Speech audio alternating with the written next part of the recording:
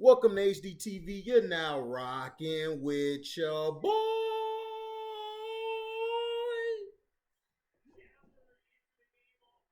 Senior Bowl NFL announced HBCU Combine in 2022. The Reese's Senior Bowl, in collaboration with the National Football League, will hold the HBCU, which for slow people is historically black colleges and universities, combine in Mobile, Alabama. Select players from four HBCU conferences: CIAA, the CIAA, the MEAC, the SEAC, and SWAC, and other HBCU institutions will be invited to participate in the event. Held at the University of South Alabama and patterned after the NFL Combine, the HBCU Combine will include the gathering of comprehensive medical information, interviews, and on field evaluations of football skills and acumen. Last year's event, announced in February 2020, was postponed due to the COVID-19 pandemic.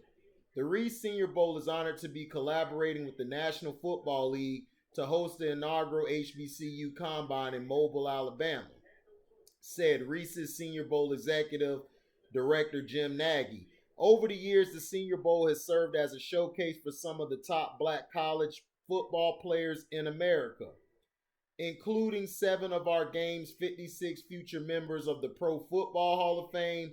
And this event will help many more HBCU players secure further attention and exposure from all 32 teams. An HBCU scouting committee comprised of current and former league executives will evaluate and select the year's participants. The Senior Bowl will provide medical and football personnel to capture important pre-draft information and deliver a world-class experience for HBCU prospects.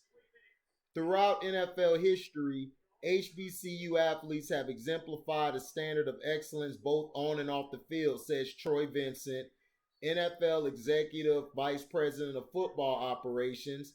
The HBCU Combine is part of honoring that legacy and making every effort to accelerate exposure of HBCU draft prospects to all NFL clubs. The game is better when all have the opportunity to compete. With representatives from all 32 NFL clubs traveling for Senior Bowl week in the past, hosting this event in Mobile ensures maximum visibility for HBCU players, one of the event's key objectives. The 73rd annual Reese Senior Bowl will kick off on Saturday, February 5th, 2022 at 1:30 p.m. Central Time at Hancock Whitney Stadium. Now, this is a big deal. This is big. This is big for HBCU. But my thing is this: why so long? Why did it take them so long to basically bring this event out? Oh, I know why. Because it's black. This is the problem I have with sports in general and all walks of life. Blacks are so minimized that even black people minimize one another. Do you understand what I just said? Blacks are so minimized that we minimize one another. HBCUs have had probably the greatest talent of any pool that's ever played the game.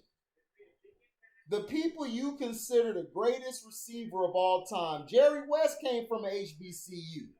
Steve McNair came from an HBCU. There's a lot of guys.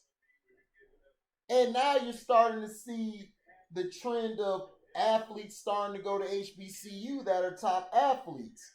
And to me, it used to be like that before they integrated. Before they integrated having blacks and whites together, HBCU, we was whooping everybody ass. Texas Southern and Grambling was just kicking everybody butt back in the day. But whites, they love to take stuff and destroy the other thing. They saw HBCUs were beating some of their top colleges, the all-white programs like Michigan, Ohio State, all of these guys. And they couldn't have that. Alabama, they couldn't have that. They needed the brother man.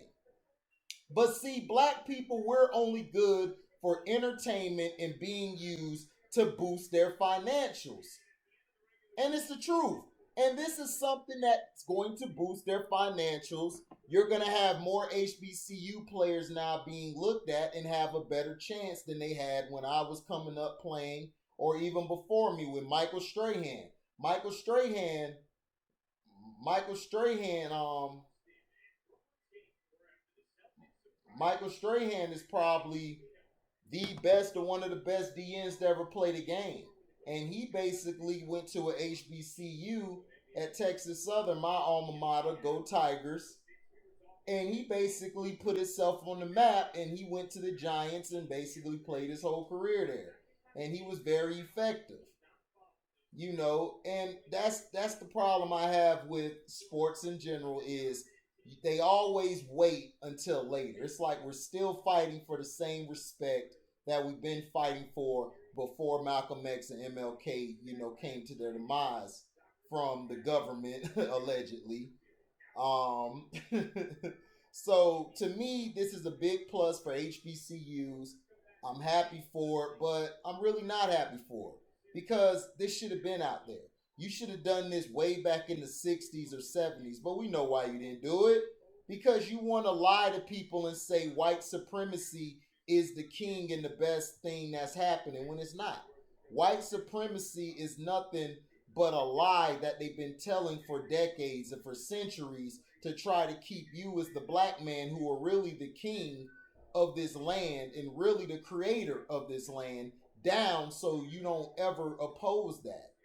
And a lot of these players that come from HBCUs like Terrell Owens, I'm not a fan of his, but Terrell Owens went to a black college and look what happened to him. He came out and he balled out. I'm not sure if he did. I got to look that up. I think he did. You had plenty of people who came from black colleges. Warren Moon, I believe, came out of Grambling State, I believe. Let me see.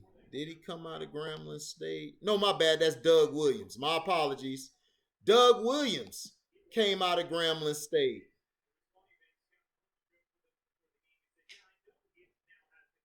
He came out of there. And he was the best quarterback that year. But you know what they were saying? He's not smart. He can't comprehend the position. Did they say that about Justin Fields and other quarterbacks? But then they tried to set a double standard by saying, well, we didn't say that about Trey Lance. We didn't say that about Trey Lance. Of course you didn't. Because you wanted to confuse the people, the casual fan, and the public that you don't do that you were giving a legit assessment. And to me, the guy doing the assessment was Dan Orlovsky. Come on, let's be honest. Dan Orlovsky was a bum. Okay, he's Adam Morrison. He's Brian Scalabrine of football. So let's be real. But this is a big plus for HBCUs. I can't wait. I'm going to watch it when it happens. This is a big plus for it. We got to support it because one day, man, HBCUs are going to mess around and take over again. We need that. We need that exposure. Because if you give HBCUs exposures, more blacks will be like, you know what? I'm finna go there. Because there's people who look like me. I want people to go who are of color, black people, go to a HBCU. I'm telling you, it's a great experience. You meet the people you meet the people that you like, and you get to build camaraderie with your brothers and your sisters. And it's not all about sex, guys. Come on, grow up. Yes, there's some bad women there, some beautiful women, and there's some handsome men there. But look, calm down. The education is great to learn too, because you get to learn about real history. You don't learn about that bullshit that they basically put into your face, which really doesn't help you with anything. So let me know in the comment section, will this help HBCUs grow more? And will HBCUs one day threaten the white colleges for the talent pool? So thank you for listening. Like, comment, subscribe, share this. Hit the notification bell to select all to receive upcoming notifications. And if you like what you hear, man, you can donate to the page by cash apping me at the word welcome, the number 2, and then HDII TV. Thank you for listening, and we're out. Daisy.